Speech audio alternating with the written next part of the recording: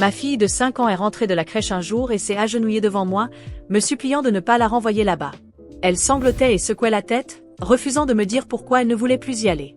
Sentant que quelque chose n'allait pas, j'ai soulevé son t-shirt et j'ai été horrifiée de découvrir de petites marques de perforation sur tout son corps et ses bras. Furieuse, j'ai pris une photo et je l'ai postée dans le groupe des parents de la crèche, exigeant de savoir qui était responsable. Une personne nommée Luna a répondu de manière arrogante « J'ai dit à mon fils de faire ça ». Elle a ensuite envoyé 2 autres photos.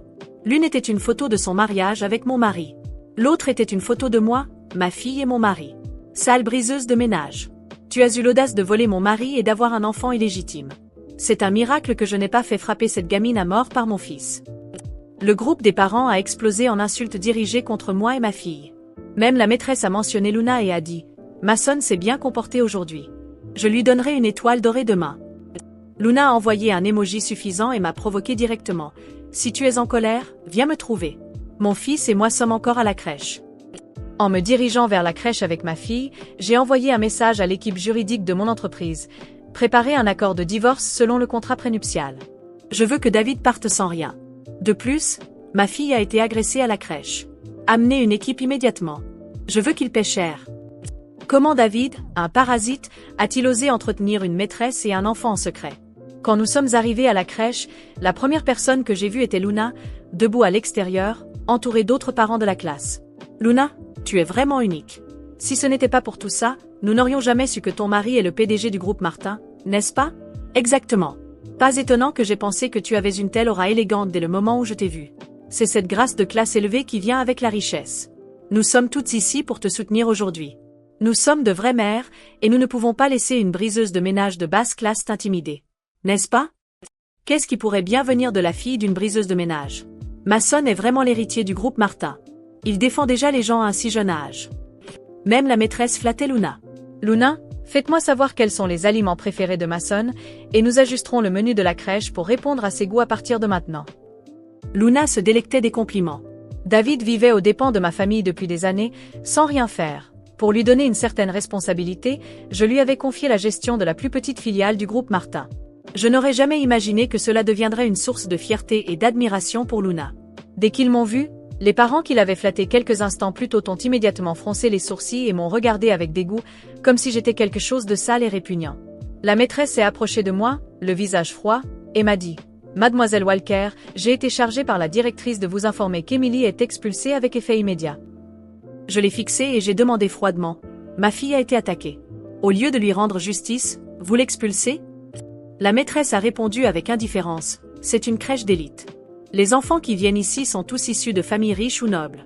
Un enfant né d'une briseuse de ménage comme vous ne ferait que ternir notre réputation. » Mon expression s'assombrit alors que je la prévenais froidement.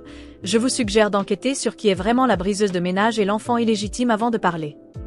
À peine avais-je fini de parler que Luna s'avança furieusement vers moi. Elle me gifla violemment au visage. Comment une briseuse de ménage immonde comme toi ose-t-elle se pavaner devant moi? Tu pensais vraiment qu'avoir un enfant bâtard te permettrait de prendre ma place en tant que Madame Jones?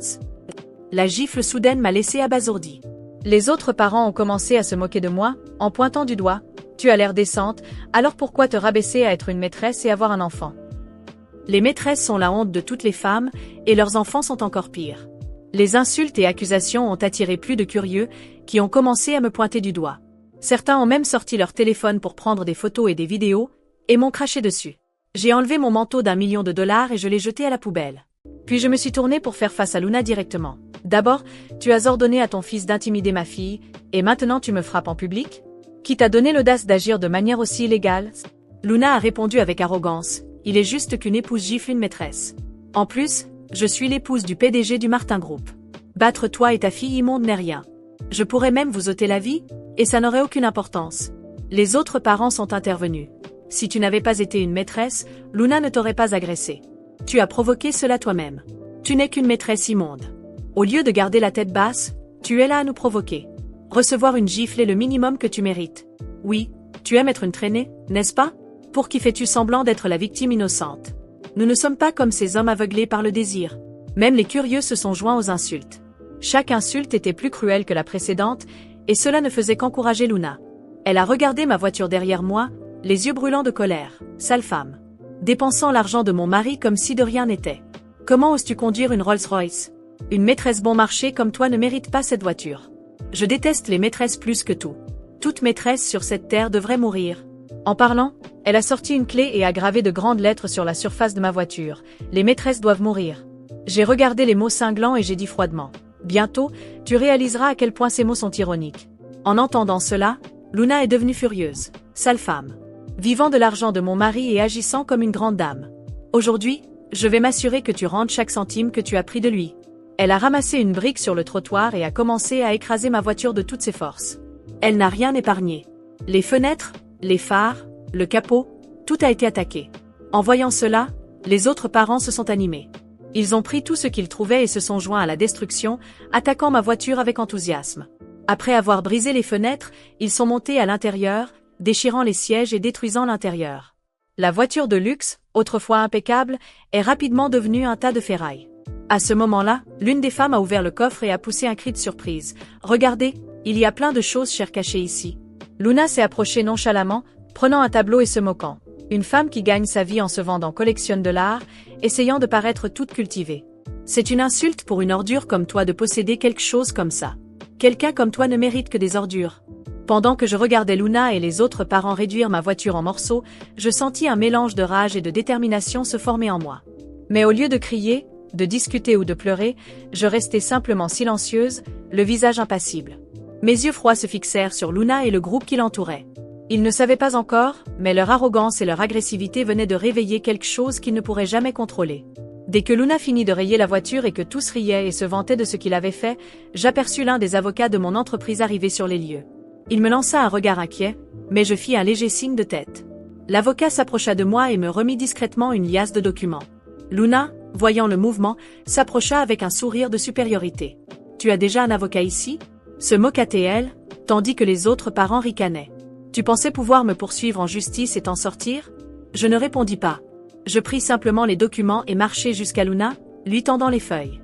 Ses yeux se plissèrent, confus, tandis qu'elle prenait les papiers de ma main. « Voici les papiers du divorce, dis-je froidement. David va sortir de ma vie, sans un centime de mon argent. J'ai informé mon équipe de se rendre à la filiale qu'il gérait. En ce moment même, ses affaires doivent être emballées et il est officiellement hors du Martin Group. » Le sourire de Luna disparut, remplacé par une expression de surprise et de colère grandissante. « C'est un mensonge. Tu ne peux pas faire ça. David est le PDG, il en a le droit. David n'a jamais été le PDG. Il était seulement l'administrateur d'une petite filiale, une responsabilité que je lui ai donnée pour voir s'il allait grandir. Mais il a préféré me trahir. Avec toi, une femme si basse qu'elle a pensé que détruire ma voiture et intimider un enfant était la meilleure façon de montrer sa supériorité. » Les parents autour de Luna commencèrent à murmurer, confus et inquiets. L'atmosphère changea. Certains s'éloignèrent, réalisant que quelque chose n'allait pas. Luna commença à trembler de rage. « Je suis la femme légitime. Tu n'es qu'une maîtresse !» cria-t-elle. À ce moment-là, l'équipe de sécurité de mon entreprise arriva. Ils étaient 6 hommes, tous en uniforme et avec une posture intimidante. Ils se dirigèrent directement vers moi, attendant des instructions. Les parents qui étaient autour commencèrent à se disperser, voyant que la situation devenait sérieuse. « Je veux que vous vous occupiez de Luna et de tous ceux qui ont participé à cette destruction. Qu'ils soient détenus, ordonnai-je. J'ai déjà suffisamment de preuves pour les accuser de vandalisme, d'agression et de diffamation. De plus, ma fille a été blessée. Cela sera également traité juridiquement. » Les agents de sécurité se déplacèrent rapidement. 2 d'entre eux saisirent Luna par les bras pendant qu'elle se débattait et criait, essayant de se libérer. Les autres commencèrent à s'approcher des parents qui avaient participé à la destruction de ma voiture, qui, désormais, regardaient avec terreur, ne sachant pas quoi faire. « C'est absurde. Tu ne peux pas faire ça !» hurlait Luna en étant emmenée. « Je vais te détruire. Tu vas voir. » Je ne lui prêtai aucune attention. Je me retournai simplement et me dirigeai vers l'avocat, qui me remit un autre document. Je le pris et marchai jusqu'à la maîtresse, qui regardait la scène, pâle et clairement effrayée. « Voici une ordonnance judiciaire, dis-je en lui remettant le document. Cette crèche fera l'objet d'une enquête pour complicité dans une agression sur mineur. Ma fille ne sera pas expulsée, et toute tentative de l'empêcher de revenir entraînera de graves conséquences juridiques. J'ai également déjà alerté les médias de ce qui s'est passé ici aujourd'hui.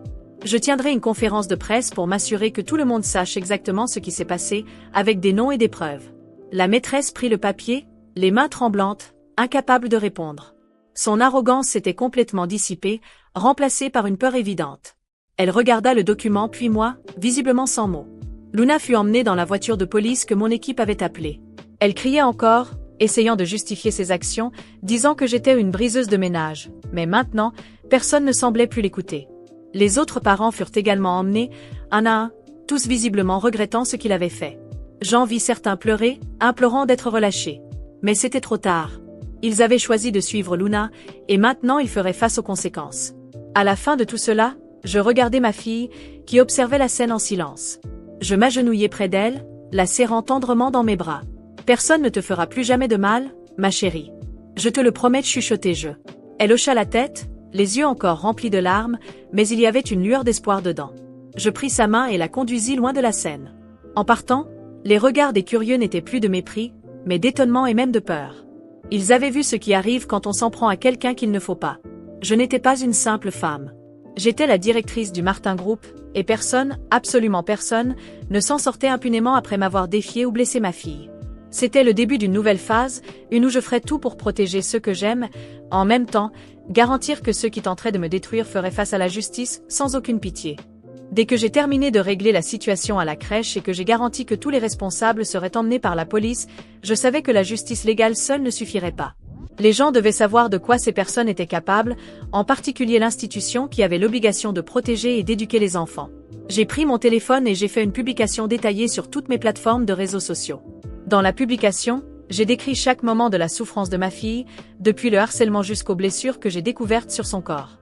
J'ai expliqué comment Luna avait ordonné l'attaque, comment l'institutrice était complice et comment la crèche, au lieu de protéger un enfant innocent, avait décidé de l'humilier et de l'expulser. J'ai inclus des photos des marques sur le corps de ma fille, des vidéos des parents détruisant ma voiture, et même la photo du tableau que Luna avait arraché du coffre. Mes mots étaient clairs. Voici la réalité d'une crèche d'élite qui devrait prendre soin des enfants, mais qui approuve l'abus et la violence. Ma fille a été blessée, humiliée, et maintenant j'exige justice, non seulement pour moi, mais pour chaque enfant qui a déjà vécu cette situation et a été réduit au silence. La publication est rapidement devenue virale. Des personnes de tous horizons ont commencé à partager mon histoire.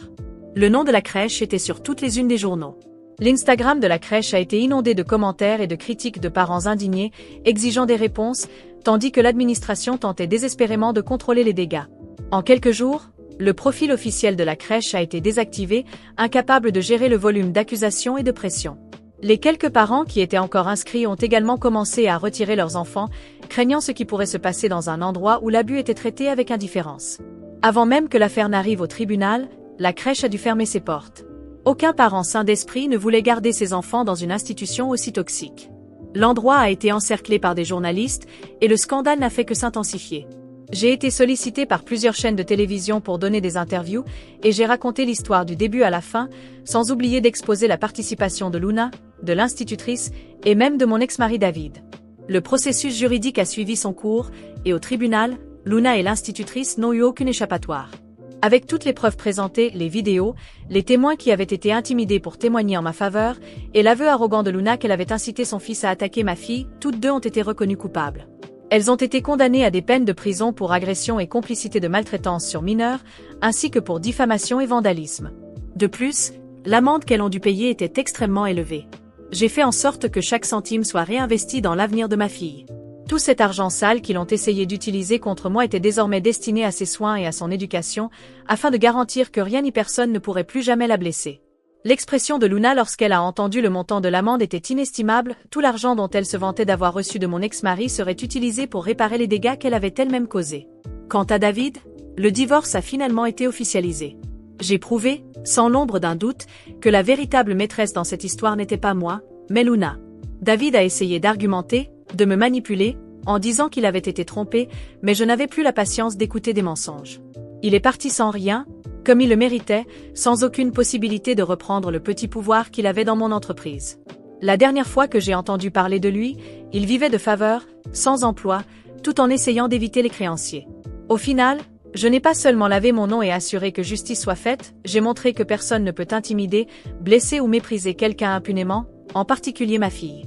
Elle a repris sa scolarité dans une nouvelle école, entourée d'amour et de soins, et je me suis assurée qu'elle serait la meilleure possible. Ce que Luna et ses parents ont fait n'était pas seulement une attaque contre moi, mais contre tout ce que j'avais construit, surtout, contre ma fille.